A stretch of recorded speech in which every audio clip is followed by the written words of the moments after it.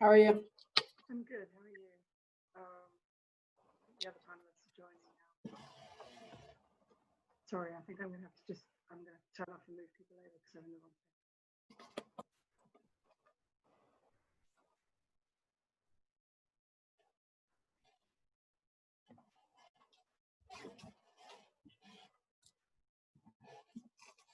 Good evening, Councillor Fine.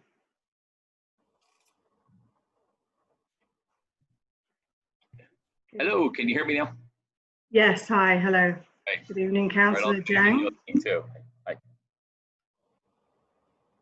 Hey, Brian. Hi, Taisha. I think I recognize Marcella's voice there. Yeah. It's a giveaway.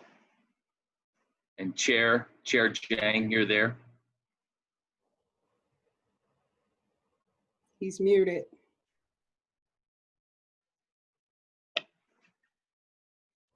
I like the abbreviation CLR Jang. It's unique. I like that. Or it could be like that commercial is CLR time. That's right. What does that stand for? Something about lime removal. That's right. Oh my God. Oh. Then I don't like it anymore. Lime removal. Everybody just get rain the same time, or is there not rain in your end of town, wherever you all are? It is raining here. Yeah, it's going to be cooler, I hope. Yeah.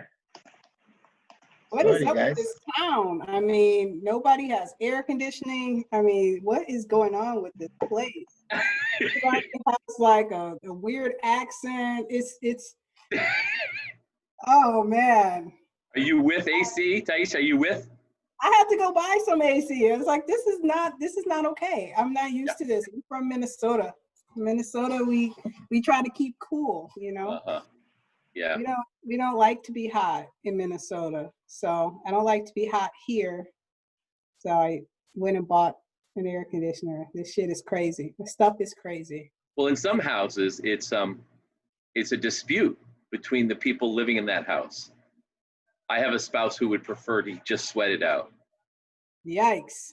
Yeah, no, that's not. I have my own personal summers already. I don't need to have additional summers on top of that. I'm good. Councillor Jang, I'm just letting you know that in the attendees, there's also Jeannie Waltz, Mary Danko, Monica Ranchich, and Sandy Houston. Andreen? Okay. Sandy Houston, yeah. Who? Sorry? Sandy Houston. Sandy. Councillor Jang. Yes. Perhaps Marcel already said there. Sandy Houston from Champlain College is here in response to the agenda item. Thank you, Councillor Paul. CLR Paul. Thank you. Yes. Yes. It's CLR time. CLR time. I should change that. No, I think we all have it, right? Just let me know when you want me to move people over. Thank you. All right. Wonderful. We find the agenda here. All right.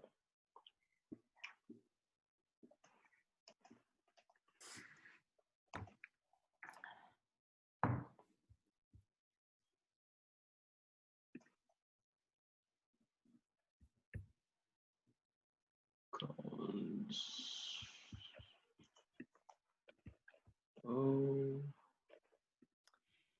You know, Taisha, when you say it's really hot here, wait until the 20th of January. And you'll be saying, oh, I wish it was hot. I know that you get cold. I mean, Burlington gets cold, but they don't get as cold as Minnesota, and you get more snow than Minnesota. Yeah. So I'm really worried about, because I don't like the snow. So, and I was thinking, well, if they get more than Minnesota, this is going to be kind of awful. I won't be going anywhere. Well, some years we haven't gotten a ton of snow. We've had years where we barely got any snow. Okay. So we'll hope this is one of those years. If it's, you know, I think I can deal with it as long as it doesn't get below -30. If it get Oh. below -30, then I get We don't really. get- We get a but- few. We couple don't of get that. days. We don't get that often at all. No. No. So Minnesota, you have long stretches in January that's, you know, Way down. 30 to 40 below zero. So I'm not We really don't get that. concerned about the cold here at all. All right. So it seems we have the quorum, right? Full committee, yeah. Yes, the full committee is here. All right, so maybe we can start, right? Maybe the first agenda of the item is to approve the minutes of our last meeting and also review the agenda and approve the agenda. May I have a motion? I have one question, Councilor Jang. Yes, sir. I think, I don't know how long our meeting will go given the items we have, but I think it would be a good time to at least have an introductory conversation around the follow-up from the council resolution, the racial justice resolution, specifically the actions around, you know, reparations. I think is an important conversation to at least have preliminary conversations about that if folks are ready to do that. I would just like to just touch on some of the work that's going to go on there. Okay. Yep. So would you like to add that as a agenda item? I would, if Taisha could is that okay with you to speak to that just briefly? You want me to speak to it? If you would, yeah, at some point. Sure. Yeah. Okay. Some of the thinking behind it, and just, you know, I think it'd be good to begin to sort of, what do you call it, socialize the concepts. Yeah. Absolutely. Yep, Karen Paul, Councilor Paul, what do you think? I'm good with that. You want to make that item 4.1? Yeah, 4.1, and then basically 4.2, right? We review. I thought that was only one item. Sorry? Is that more than one item, Councilor Pine? One. All right, so we've got 4.0 and 4.1. 4.0 is outreach report to education institutions, and 4.1 is, I don't know what you want to call it, preliminary discussion on relating to criminal justice resolution or whatever, however you want to term that. I don't know. What do you want to say? Follow up to the racial justice resolution, perhaps. Fine. Okay. Follow up to the racial justice resolution as agenda item 4.1. You making that right? You making that motion, Councilor Pine, so I can second it? I would move that. All right, I'll second that. Second. Okay. Perfect. And then all in favor? Yes. Aye. Yes. Aye. Yes. Yeah, perfect. And then we have an agenda. Maybe now, can we have a motion to approve the agenda as followed, knowing that we amended it, adding 4.1 racial justice resolution update or communication from Taisha? I would move approval of the agenda as amended. Okay. I thought we already did that. Maybe can you second it? I'll second it. Perfect. And then all in favor? Aye. Aye. Aye. Wonderful. Thank you. So now agenda item first one, which is review agenda minutes that we just did, and maybe public forum, agenda item number 2. Any member of the public that would like to speak? Do we have anybody? I may have made an error, Councilor Jang. I didn't move the minutes yet. One of us was supposed to move the minutes. Is that what you were asking us to do? I think we got a little terminology confusion, perhaps. I should have said the minutes. If I said the agenda, I meant the minutes. All right. I feel better now. Okay. That was a misspoken foggy head or something here, so I'll take credit for that. No problem. So then, I mean, let's just make this very clear. The clarity here is, per Councilor Pine, is we reviewing both the agenda and the minutes together. As one item, okay. As one item, okay. Okay.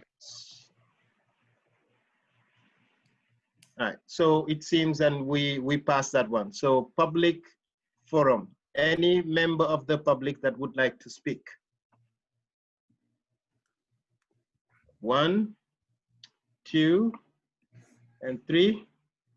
Then let's move to agenda item number 3, That is committee. Sorry, there's one member who wants to speak. Junior Waltz would like to speak. All right, who is that member? Junior Waltz. G. Wolf. And she's the one from Champlain College. No, No. Junior Andy. Waltz from the school board. Wonderful. Yep, Thank you. I'm on the school board, and I just want to chime in and say thank you to city councilors for acknowledging the motion that the Burlington School District presented around SROs. I really appreciate that you took into consideration how the district really wanted to have some time to create a plan to move forward with recommendations that will, in the end, address SRO concerns and at the same time enable us to continue with the funding, the pilot funds that are essential to the budget. As you know, our budget is made in March. So moving forward without the pilot funds would have been very difficult. And I appreciate the thought y'all put into moving forward together. Thank you. Thank you, Jay. Any other member of the public that would like to speak?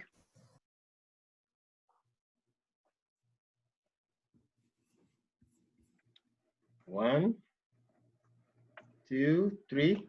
Then we can move to the next agenda item, which is agenda item number 3, committee name change.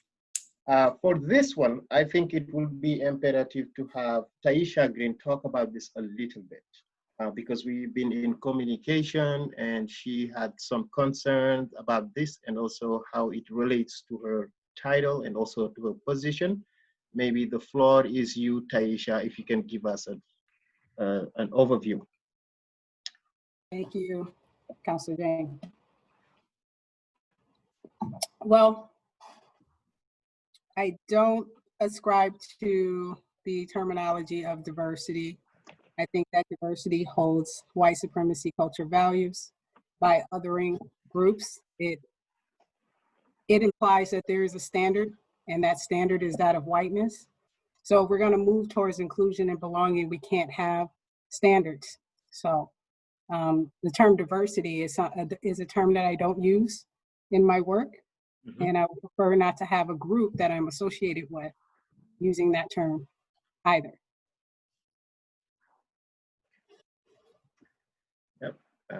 Wonderful. Any member of the committee that would like to speak on this agenda item? Any reflections or questions? Go ahead, Councilor Paul. Thank you. So, Councilor Jang, so 2 questions. The first is, I'm fine with, and do understand Taisha's concerns. I'm wondering if you're proposing that we change the name. So my first question is, do you have a proposal, or are you proposing, for example, that just be the name of the department, meaning it would no longer be called the Diversity, Equity, and Inclusion Committee, it would be called the Racial Equity, Inclusion, and Belonging Committee? So that's number 1. And then the second is, I don't know, Councilor Pine's been around a while. I think that in order to change the name, I don't know that we can just do that on our own unilaterally. I'm wondering if we have to bring that forward and say that. And, we've created a committee. It was created by resolution. I think we have to go back and, and undo what's been done and then redo. So if you're looking for an action by this group of 3, we could do that, and then I would think we'd have to bring that forward perhaps on August 11th. Okay. That's all. Thank you. Yes, I think to that question, and after I had a discussion with Taisha the director of the Racial Equity and Belonging Director. I circled back with the administration and had a conversation with Jordan, who's the chief of staff of the mayor. And what she indicated is basically this might not need any city council action, but this will be at the discretion of the council president, which is Max Tracy. So I think also you brought up an important point about what name we will be using. And it seems it will be the Racial Equity and Belonging Committee instead of the Diversity, Equity and Inclusion Committee, right? Once we say we like the name, then I think the next step would be to circle back with both the council president and Eileen, which is the lawyer for the city of Burlington, and to just make the request that the committee have met and they would want, including the director of the Racial Equity Belonging Director, we would want to change this. And then they will take it from there and approve it or tell us whether or not we need a resolution or this will need a council, council approval. Okay? All right. I think we're sort of mixing up we're not getting all the words out in the same order. But I'm assuming that it would simply be, the committee would be the exact name of the department. Yes? Okay. Thank you. And can you please, Taisha, remind us what is the name of that department? Or Yes, it is Racial Equity, Inclusion, and Belonging. So REIB. REIB. Racial Equity and Belonging. Racial right? Equity, Inclusion, and Belonging. Okay. Inclusion and Belonging. Okay. And Belonging Committee. And I also think that, you know, it's also important to frame the work that we're doing with this committee. And if we're focusing on racial issues, then there's no reason to bring in a phrase like diversity that could mean anything under the sun. It can mean LGBTQIA, it can mean gender, it can mean ability, it can mean military service. So because of its broad definition, but when you are talking about it in regards of race, it's very, has a very white supremacy culture feel to it. But if you're talking about it in regards to everything under the sun, without getting too deep into the weeds, it still has that same broad white supremacy feel, but it also others a lot of other populations who are not straight, able-bodied white men. Yes, thank you. And I think personally, you know, I think I approve such a request from the director. And it seems we want to now hear from the other member, Councillor Pine. What do you think?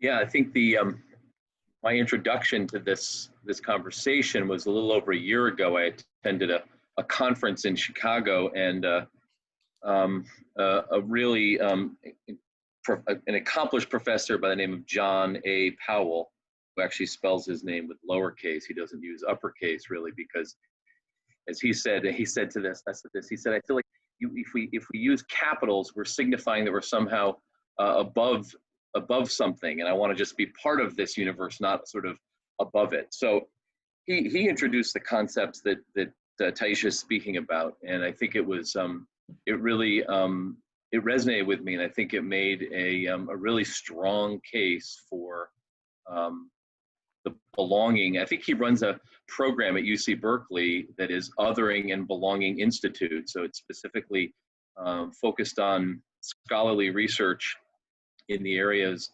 around racism, ethnicity, housing, poverty, civil rights, civil liberties, a range of topics. But he made a really good, cogent argument. I'll try and find one of his videos, because it's, you know, YouTube video from him is some pretty powerful, and it really does help frame this discussion if you want to take a look at it from that perspective. And actually, the City Council really does have a responsibility for committee titles. I don't know if Jordan was looking at the details of this, but in the past, we haven't changed our committee names in a very long time. but the last time we did, it was entirely in the council's hands, and it was done through resolution. So I don't think it's really at the council president's pleasure. I'm positive about that, actually, I should just say. And I think it gives us a little more oomph to what we're doing. It gives us a chance to explain to the council and the public what we're doing, rather than just an administrative move that happens by by administrative power. So I would rather have us come forward with a resolution that changes our name and explains that in the resolution. So I would as well. Okay, perfect. Then I think as a next step, it will be always important to have the city attorney weigh on this. And I think the next step could be to just for me to write an email, just summarize what we have talked about, summarize the need of the name change, as well as ask for guidance, whether or not it's required, because the city attorney knows more than all of us. As next step, I think we can do it that way. And if we need a resolution, then definitely we will craft one, circle it among us, and then try to present it at our next meeting at the city council. How about that as a next step? All right, perfect. Then if we don't have anything to add into this specific agenda number 3, name change, then how about we move to the next agenda item, number 4, outreach report to education to institution, right? And I'm trying members to just say yes or no. We good, right? So far, so good? Yeah. Wonderful. All right. Perfect. Thank you. And we'll circle back with all of you as well as the city attorney and Max Tracy as well, the president of the council. All right. So agenda number 4, outreach report to education institutions. Councillor Paul, maybe you would want to introduce your guest to us here. I'm sure, I'm happy to, and maybe we could just promote Sandy to panelist so that she could participate. There she goes. I see her no longer as an attendee. So at the last meeting we had, you had requested that we reach out to area institutions and find out what they were doing with racial equity so that we could collaborate. And my assignment was Champlain College, and we have Sandy Houston here from Champlain College, who I spoke with yesterday, and gave me an idea of what's being done. But she can say it much better than I can. So happy to do that if you'd like, Councillor Jang. All right, wonderful. Yes, I think that will be great. And welcome, Sandy Houston. Great, thank you. Can you hear me? Perfectly. Okay, excellent. Well, it's really great to meet you all, many of you for the first time. I want to thank Karen for inviting me to temporarily join the committee and introduce myself, and am curious to learn more. So my role at Champlain is I work in the president's office, and my role is communications and external relations, or community relations. I've been at Champlain since 2015, and I have many parts and pieces to my role, but I really am a liaison between the community and our external community and our internal community and our students. So I'm here, I believe, to learn a little bit more about your committee and what you do and what your priorities are, and then how we can tie into your efforts and how we can help. Champlain recently joined the community declaration of racism as a public health emergency, and we were really pleased to be a part of that effort. I want to thank you all who I know led that, and the painting of the mural, which I believe that some of our students were involved in as well. We have a woman on our team, her name is Nadia Mitchell, who is the Director of Equity Initiatives at Champlain. Some of you may have met Nadia. She's terrific. She's been at Champlain for a while, and she's really leading these efforts. So depending on where you all want to go and how Champlain can be involved, I would be including her in that.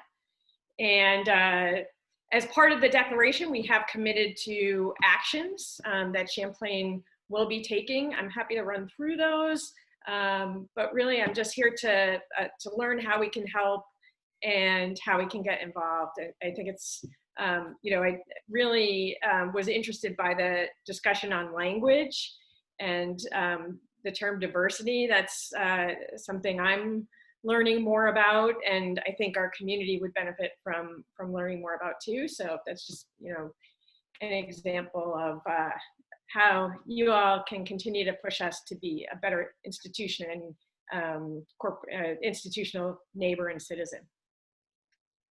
Thank you, Sandy. I would be interested in hearing the things that Champlain College are dedicated to doing as far as eradication of systemic racism. So we've committed to 3 actions as an institution. The first is that we have a strategic plan that takes us to 2025. And we have committed to complete a strategy review of, and again, excuse my language as I learn more, but our diversity, equity, and inclusion priorities that are outlined in this plan in order to identify some benchmarks, metrics, and measure some ongoing progress as part of our strategic planning process. So that's number 1. Number 2 is that we have committed to conduct a review of organizational practices by carrying out a college-wide audit that will be used to identify opportunities and determine our short and long-term priorities. And then our third action is to support the advancement of racial justice work in our community by expanding our external relationships and partnerships and strengthening the city's efforts in this work by partnering with organizations such as the Population Health Alliance and the Vermont Criminal Justice Training Council, just 2 examples, to collectively address issues of access and support the development of social justice and anti-racist content. And some of that work is through our criminal justice program at Champlain, but really to explore more of those external partnerships where we can move things forward together. Awesome, thank you. Do you have a public affairs, a Master's of Public Affairs program at Champlain? We have a communications division. We don't have a specific public affairs major, but we have a social work major. We have a lot of related majors. I know we've, you know, Champlain, as you may know, is really focused on career development for our students.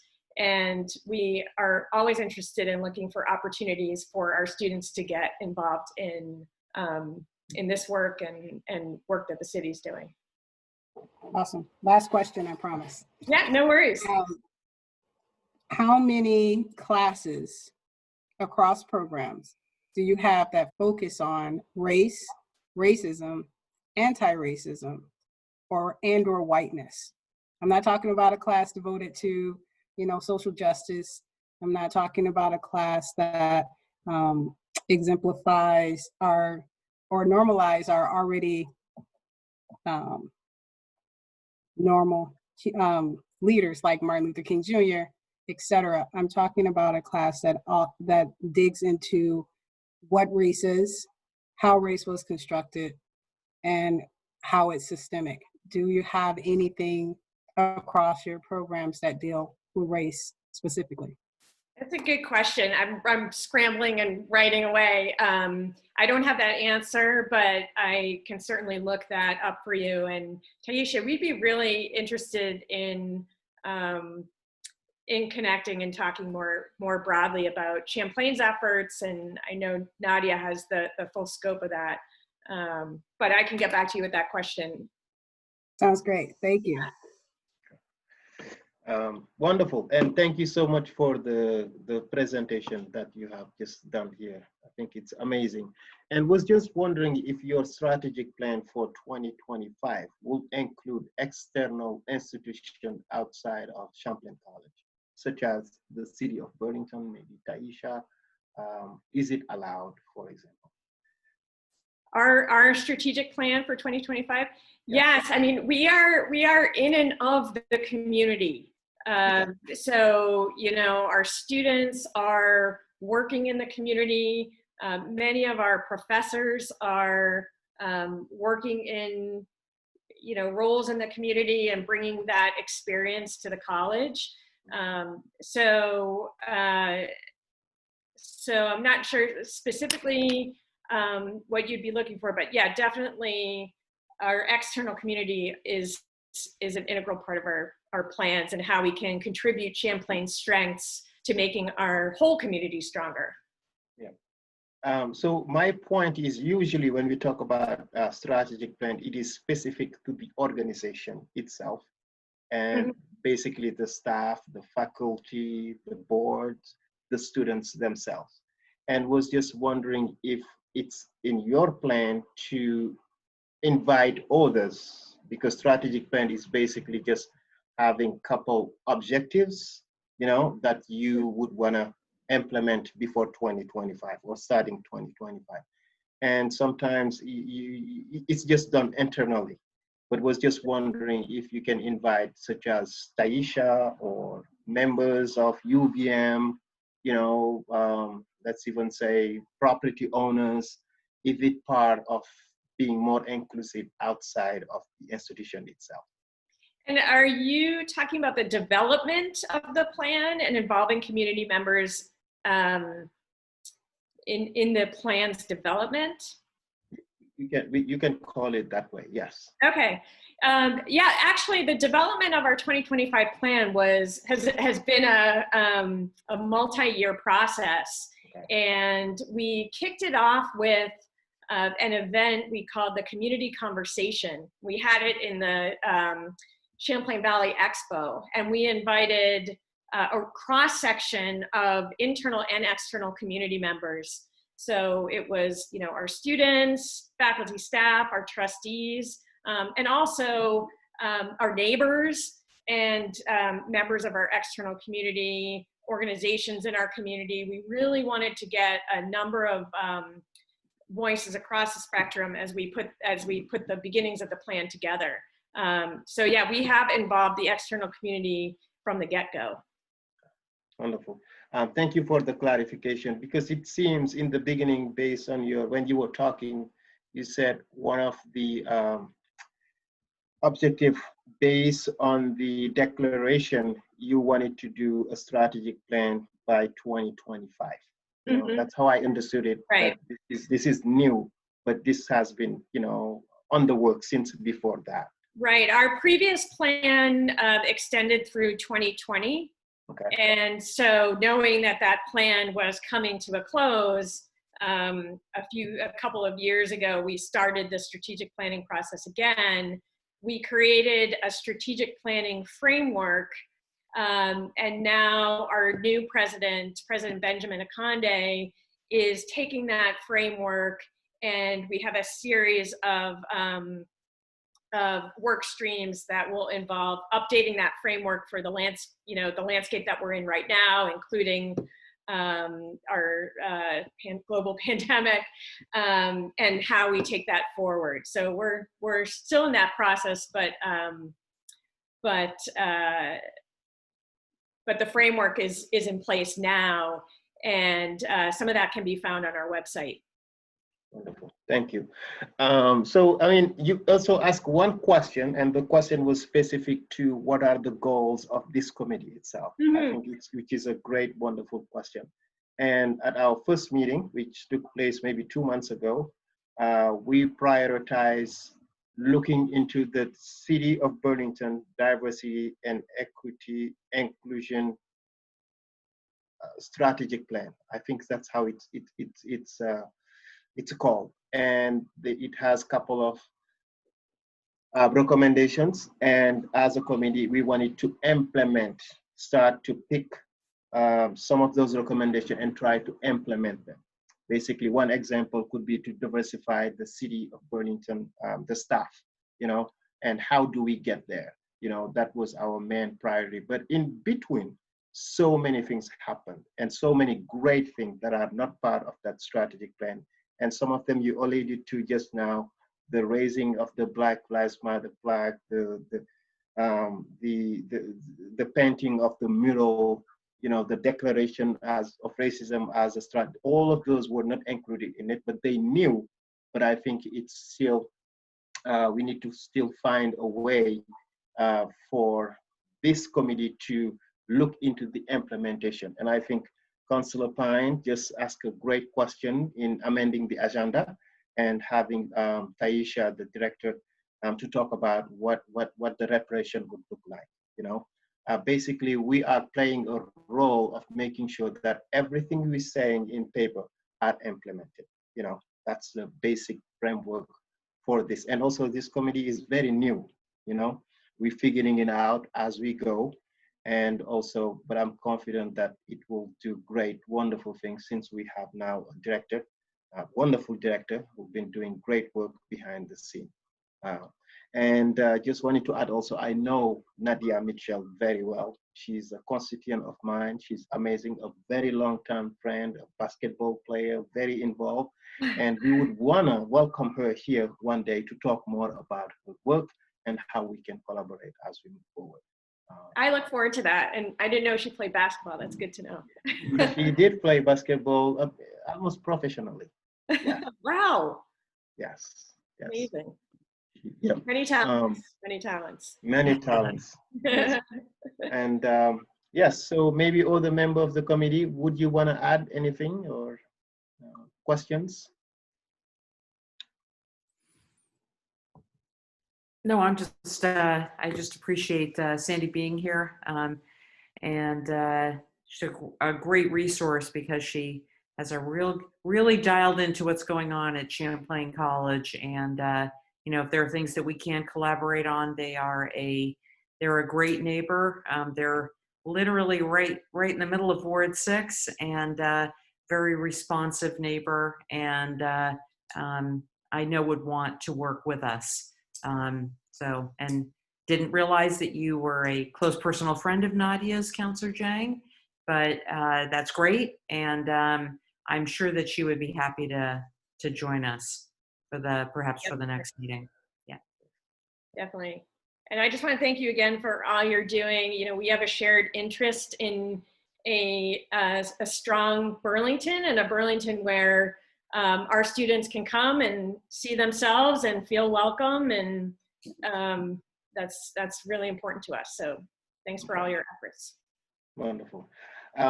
Yes. I would just like to add that the struggle to dismantle racism requires, I think, everyone, all hands on deck, all of us acknowledging what our role has been in the past, and developing a strategic set of goals and objectives to steer toward, and hopefully all get rowing in the same direction. And I really would like to just put out a call that Champlain, engage with the community in a meaningful way around this issue, both hopefully through some scholarship among the faculty, but also through students finding ways to interact and engage on this issue. I don't know really what exactly I'm referring to, other than I just would like to see Champlain, along with UVM, of course, as a research institution, playing a more active, more focused, and more actual, honing in on this issue like a laser that we need to. Mm-hmm. So anything you can do to advance that at the college would be great. That's great. Yes, thank you. So I think, one thing came to mind, because I remember when the new president of UVM came in the city, I mean, he invited the city councilors to basically just talk about the issues and how we can collaborate as we move forward and what are the issues that are identified, and was just wondering if the new president at Champlain has at least met with the mayor of Burlington to just talk about, ways to collaborate. Was wondering if you know, or if what's the plan in meeting with city leaders as we move forward, if you know. President Akande has met with the mayor and actually was a part of one of the mayor's briefings a few weeks ago, talking about an effort to offer Burlingtonians Champlain College online classes at a discounted rate as part of the effort to provide opportunities during educational opportunities during the pandemic and enable Burlingtonians to be able to perhaps pivot to a new career through increasing their education. So yes, he is tied in with the mayor. He is very interested, and I was telling Karen this earlier, he is very interested in being engaged in our community. He wants to be involved, he wants to learn. He's new to Burlington and wants to know, I think, more about how he can be involved and help. He's got his hands full as we put preparations in place for our students, some of our students coming back to campus this fall. But I absolutely would love to get him in front of city councilors to meet you all, and also enable you to hear his plans and his priorities for the future of Champlain. Sounds great. Sounds great. Wonderful. Any other questions, comments? All right, Sandy, it has been great to meet you, even though it's remotely online. And thank you so much for the energy and for all you do. And we're looking forward to welcome Nadia here too in this circle sometime. Definitely, I'll take this back, and don't hesitate to reach out with any follow-up questions in the meantime. And again, appreciate the chance to learn more about what you do. Wonderful. Thank you. Thanks. Yeah. Thanks, Sandy. Thanks. Wonderful. All right. Then agenda item number 4.1. Oh, no, before, I was wondering if we have any report from Councilor Pine about UVM. My portion of the UVM assignment, shall we say, that portion of my assignment is not, I have not fulfilled it. And my conversations have begun with Joe Spidell to see if he can, point me in the right direction for a university person who will speak to us on what efforts the university is currently engaged in and what areas of potential partnership we could be exploring with them. So for our next meeting, I think that will be ready to go. Wonderful. Thank you so much. All right. So then we have at least one agenda item for our next meeting. Yeah. Thank you. Yeah. So we can move to agenda item number 4.1. And was just wondering if Taisha can speak to that. Yeah. A little bit. Let me at least frame what I'm yes. thinking, if I could. Yeah.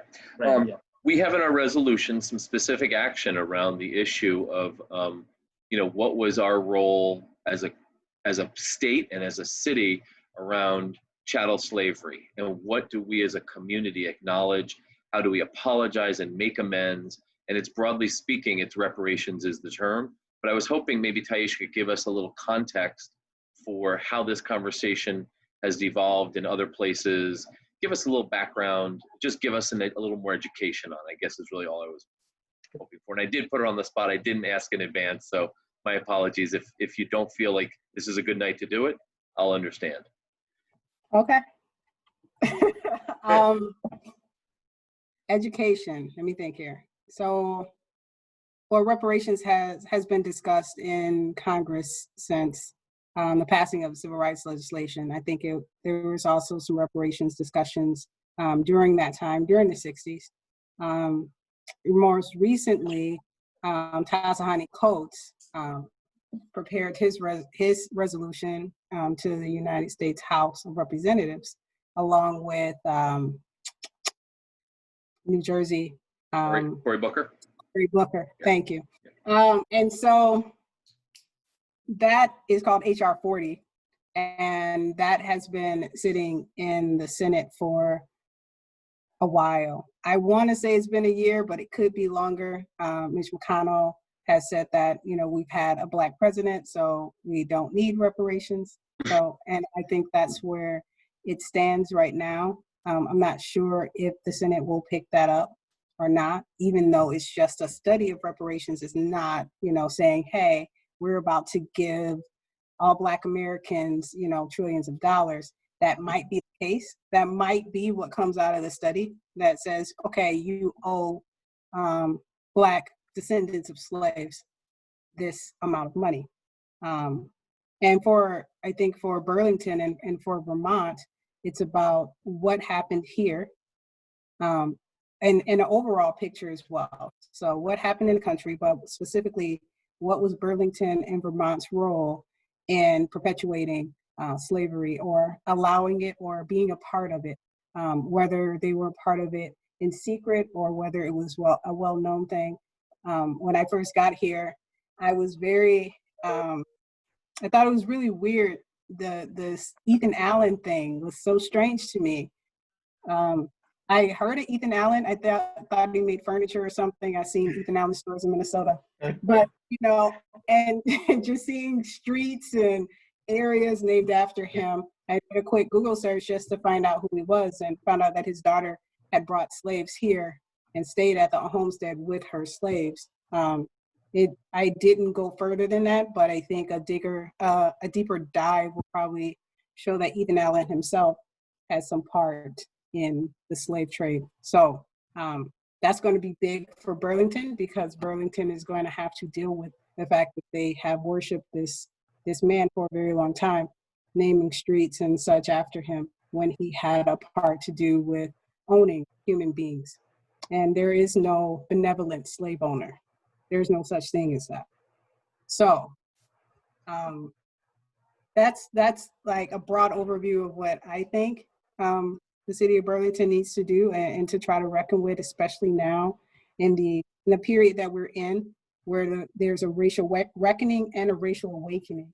A lot of people are starting to see and understand for the first time what race means and how it plays a role in all of our lives and how we're all impacted by it.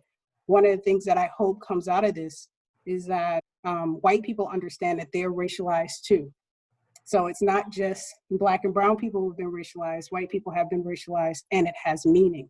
And to understand what that meaning is and how that meaning impacts Black and brown people. Thank you. I'm thinking that there's probably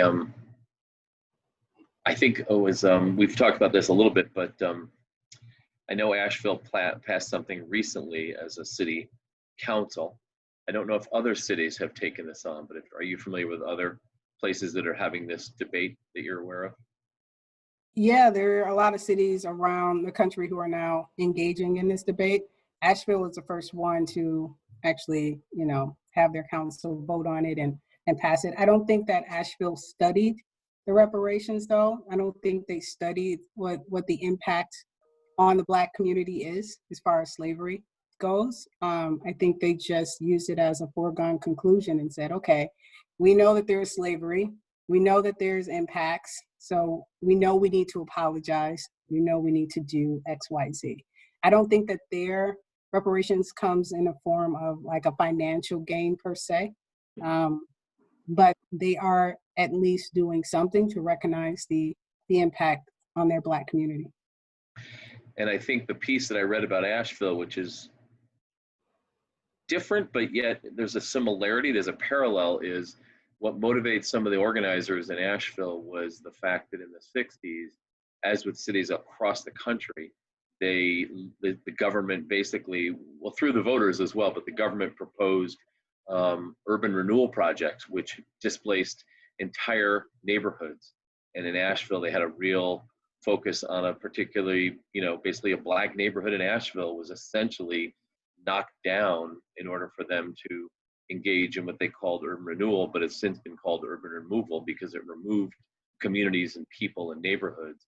And Asheville has been really focused on, how to kind of reckon with that piece of their history.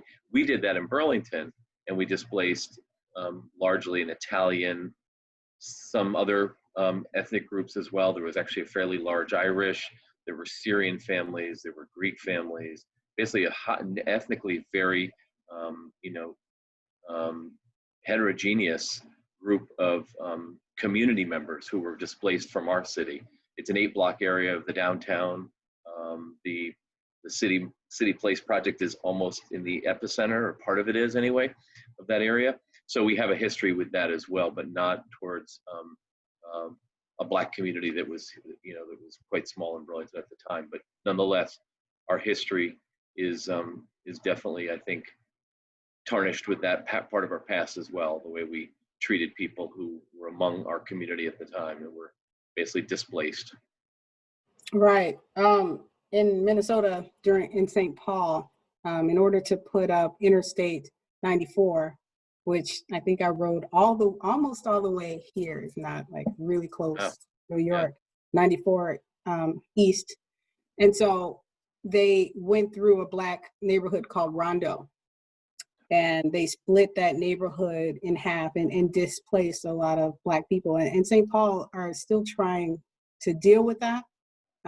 We have a celebration of sorts. I guess it is a celebration because it is fun, called the Rondo Days, where we have this big fair kind of at Rondo Park, and people from the opposite side of the freeway now come over to what used to be their home. And a lot of these people are still alive and who had that impact them and had their homes bulldozed, and with no permission whatsoever.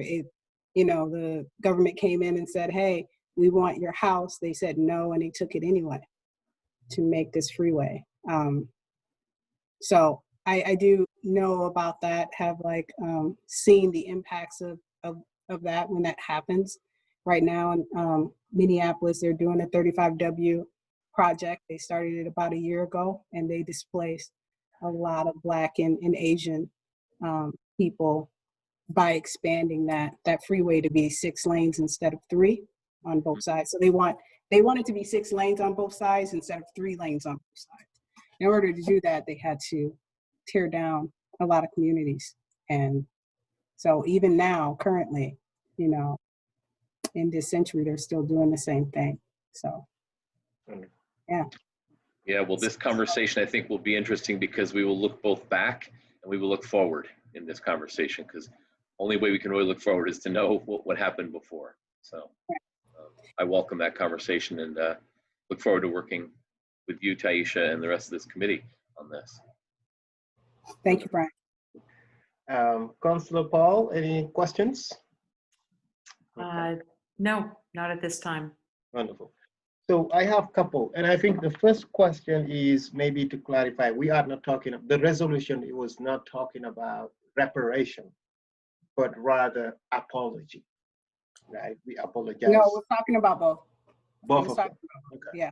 And do you have like a timeline in bringing a proposal around how we do it, and also how this committee can help in that process? Or furthermore, do you have even a committee starting to look into this already? I'll let Brian answer that.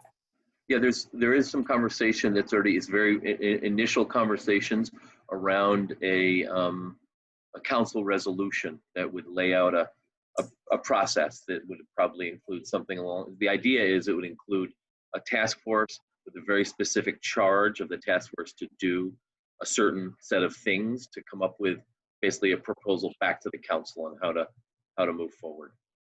So that is early stages of conversation.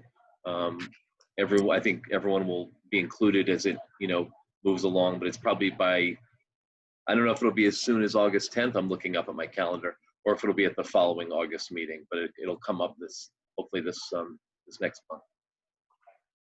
And Brian, maybe because when we talk about reparation, it's not only descendants of slaves, but also the continent where the slaves came from. How do we reparate? And your resolution, does it include that aspect too?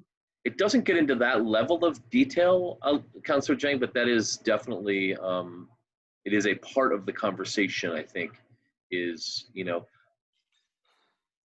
there's the place that received people, and then there's a place from where they came, for sure.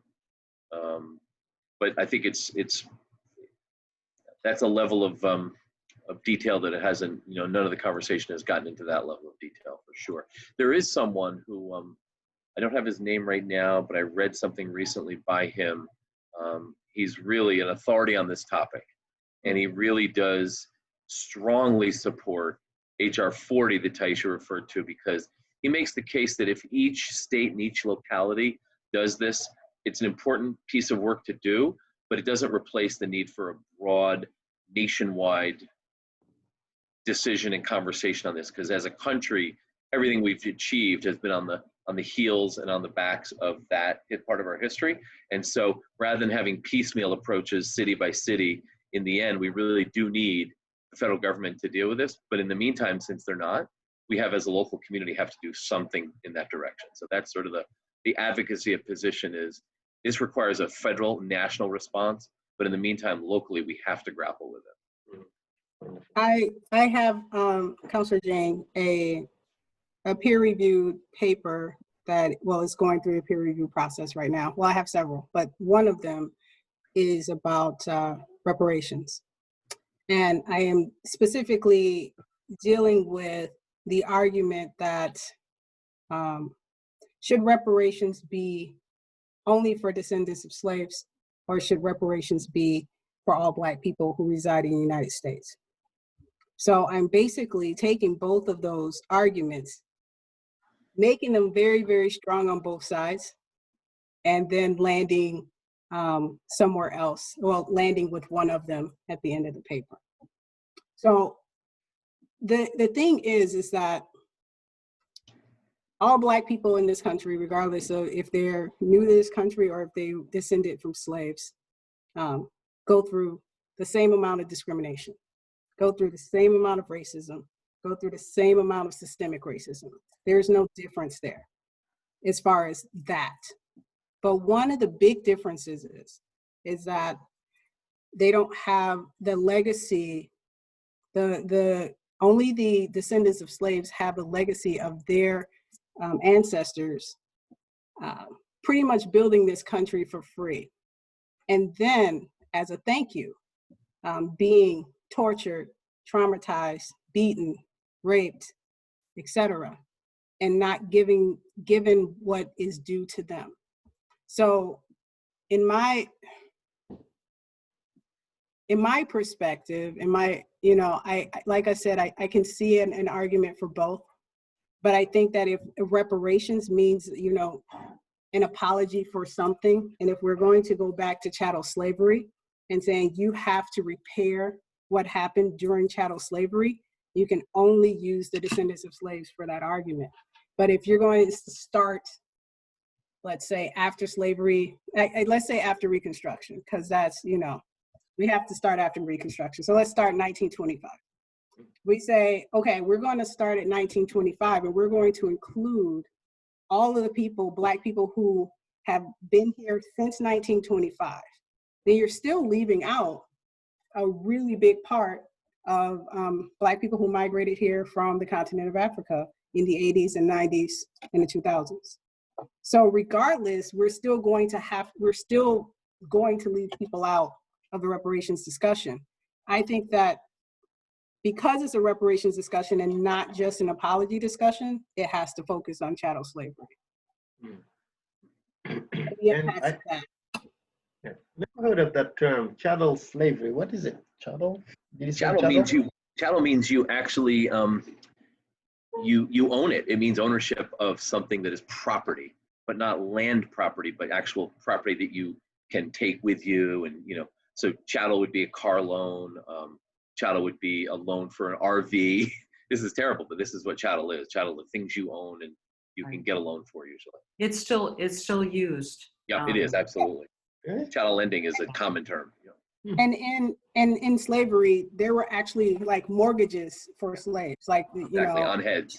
Chase Bank, Wells Fargo, all those big banks that we've grown to know and love were all there mortgaging off, backing the purchase of slaves with actual documentation, paperwork, the same type of paperwork you would see for a home or for a car.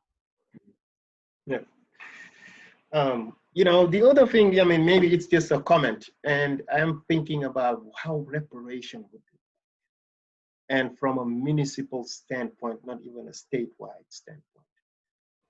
And is it monetary?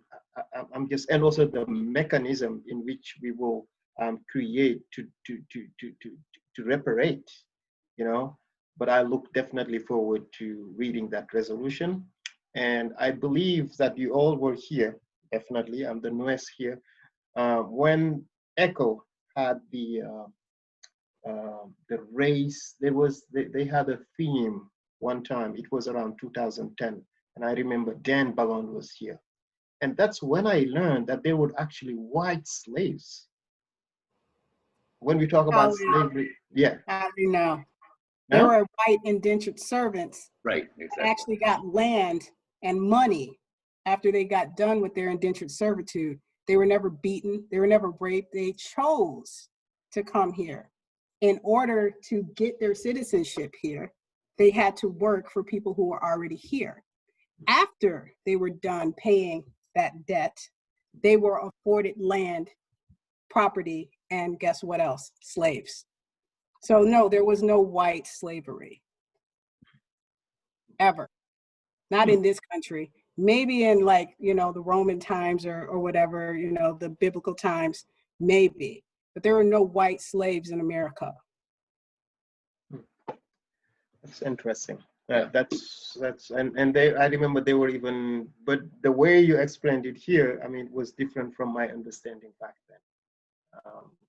It was not slavery per se, but it was more about rattle slavery. I own you. Or it was kind of like a barter system. Hey, I'll let you come into our country, which wasn't even really a country then. I'll let you stay in one of these colonies. Yeah. But you have to do work for me. You have to work the lands. And basically, they were overseers of the slaves that were there. And they were more like the driver, chauffeur, butler, cook, etc. They weren't doing hard labor. They weren't outside in the sun, picking cotton or tobacco or sugar cane. It's very different. And there is no comparison. I attended, Councillor Jang, I attended a session last year that Mark Hughes put on with a few people up at UVM about this very topic of what does it look like to do reparations? What are some ways that would actually work? And it was very enlightening. I went in not understanding much about it at all. And, we have our own theories, our own sort of what I would call the suppositions we all have about what it would look like, but it turned out to be completely different from what I thought. So. I think I remember that event. And you were, it was at UVM, right? And Brian Chino was there? Yeah. Brian Chino? Yeah. Yep, and Aaron Haji was the facilitator. I was one of the speakers. I remember. And I remember you gave me a fist bump. Now today, we don't shake hands, but we do this. We had great ice cream. I remember that day. Right, okay. That's good. Wonderful. Then any other questions, comments about this? No? Then Taisha, we're definitely looking forward to that. But in terms of timeline, Councillor Paul, you thinking that resolution will not be coming this upcoming meeting, but maybe the following, right? If I hear correctly. Wonderful. Looking forward to it. All right. Great. So we have Mary Denko here. Hi, Director. And I believe that maybe at our next meeting, maybe you can talk about an email you sent to the PAC about some great work you're doing alongside with the foundation, about diversity, equity, and inclusion. Maybe we'll just invite you to talk about that more with us here. Yes, Mary. Right. So the next item for the agenda.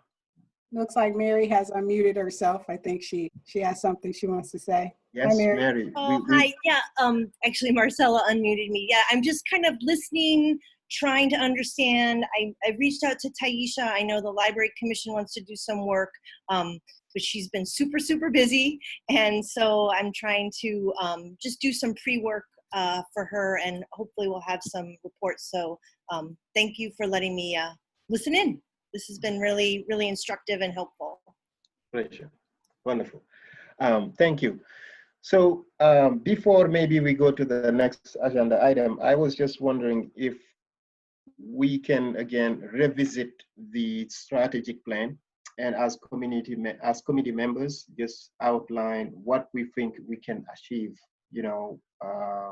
or start to work on before the end of this this year, basically, before the next council reorganization day, right? And this is just a request from the committee members to maybe revisit, and maybe when we circle back, each one of us to just say, okay, I think we can do this, and just start to talk about it, right?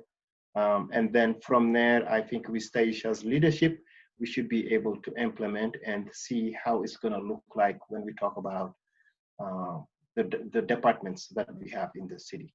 Because our first meeting, the main point was for this committee to not only be talk, right, but to also be a little bit action oriented. And I think together, collectively, we can drive that work and see what we can achieve before the organization.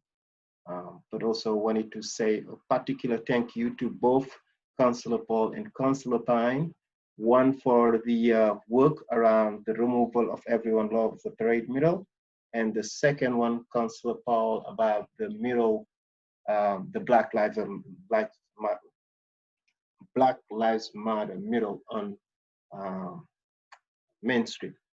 And I don't know if you want to say a little bit about it, how excited you are, how did you get to this? And it was just so well attended, and it was a community event, maybe.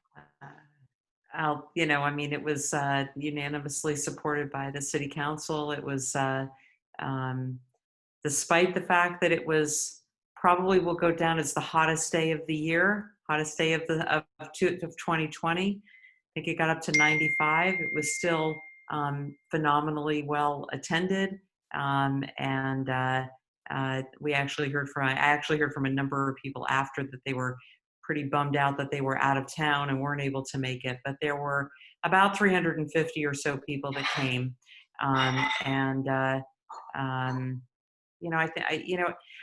it sort of was. I had said, at the council meeting that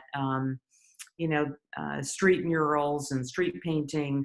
A lot of people will say that there are distractions from, what really is substantive change.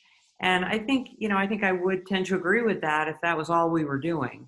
I think this committee, I think Taisha being here, the declaration of racism as a public health emergency, the $1 million in immediate funding for racial equity, and fuller funding for Taisha's department, I think are meaningful, substantive progress. Are they everything? Should we rest on this? We've got a long way to go for that. But I think people walked away and felt pretty good. I spoke with a lot of people that day, a lot of people of color who were saying, they never thought they'd see this happen in Burlington. And yet I think we all know that racism in Burlington, much as we might like not to think so, is prevalent and is everywhere. And hopefully we can start, at least with this committee, start moving the needle in the other direction. So I'm looking forward. I was glad to be on this committee, and I think we're moving in the right direction. And I guess the only way we're going to know that we're moving in the right direction is when, people, regardless of whether they came to Burlington, 2 years ago or have lived here all their lives, feel that that is changing. I think that's really the only way we're going to know. The mural on the street, we bought about 60 gallons of paint, only used about 43, and probably 5 of that was in the trays that basically, the minute we got it in the tray, it started getting dry because it was so hot. But we got a lot left, and that will be, I credit that with Taisha looking at the resolution and saying, we're gonna refresh this mural, and that's what we intend to do for at least the next several years, and hopefully beyond. So anyway, thank you. Thanks for letting me speak. Wonderful. In relation to Councillor Pine's resolution about everyone rob the parade mural, I think it was moved to PAC. And as a chair of PAC, maybe what are the next actions to that specific resolution? Do you have announcements for us? Well, thank you for bringing that up, because of course, Councillor Zhang and I are on PAC. We are having a meeting on the 12th of August, which is a couple of Wednesdays from now. BCA and the Church Street Marketplace will be giving us a proposal on the next step. If both of you remember, and that, well, I'm sure Councillor Pine remembers because you probably wrote it, is that the city attorney was to notify Pierre Hardy about our intent. That was done, I think, on the 26th of May. And I believe that we have confirmation that he received that. So we're looking at around the 25th of August, which is when the 90 days is up. And then the resolution asked for us to either remove, and we did amend it to remove or cover the Everyone Loves a Parade mural by the 31st of August, with then a more permanent step. And I did speak with Doreen yesterday, and there will be a proposal that will come forward that we will be discussing at PAC that will then have to go to the council, because the resolution said that the council would be doing this actually with DPW, although they're a little bit out of it because it's really a BCA marketplace, more of a BCA marketplace issue at this point. But I feel like we're making, I will say, Councillor Zhang, I feel like we're really making progress this time. And I have real confidence that by the second date of the resolution, which I think, Councillor Pine, is the end of September. Mm-hmm. Yes. That we will be seeing very substantive change. Well, if need be to save money, I have a couple of screw guns and I'm willing to go at it. Okay, well, I will definitely, having worked on the street mural, I can tell you that there is no such thing as I'll get up there with a couple of screws and hammers and take it down myself. That doesn't really go on, but I will definitely mention that to the powers that be. Okay. Wonderful. I think it's more complex now as we see. Maybe you probably read the article from 7 Days today. We don't need to get into that, but it's a complex. But like you said, we are making progress, and that's yes. What counts. Yeah. So now agenda number 5 is scheduled the next meeting, and was just trying to propose maybe to be at the end of the month of August, since we are at the end of July, and in between many things, all the committee meetings, maybe at the end of August. Was just wondering what do you guys think? I'm good with that. I'm heading to DC for a March on Washington that I hope occurs. It's a commemoration of the original March on Washington around the last week. So that is I prefer to do it if it's the week of the 24th. Monday or Tuesday would be ideal, but actually council's on Monday, isn't it? Council's on the 24th.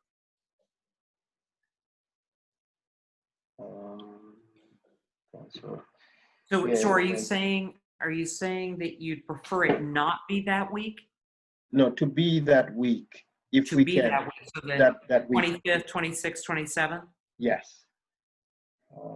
So yeah, I wouldn't be able to on the 27th. The 26th is questionable. 25th I could do for sure. Tuesday the 25th. That would work. Yep. I have something 3:30, but 5:30 works perfectly for me. Tuesday the 25th. Councilor Paul? I'm fine with that. 25th, 5:30. 5:30. Is that going to work for our director?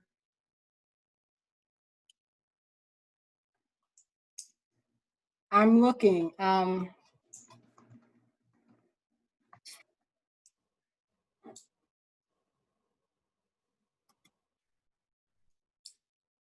Yes, but you know, this get your knee off our next thing that's happening in DC. You know, you kind of want to be there before the actual march. Not saying that.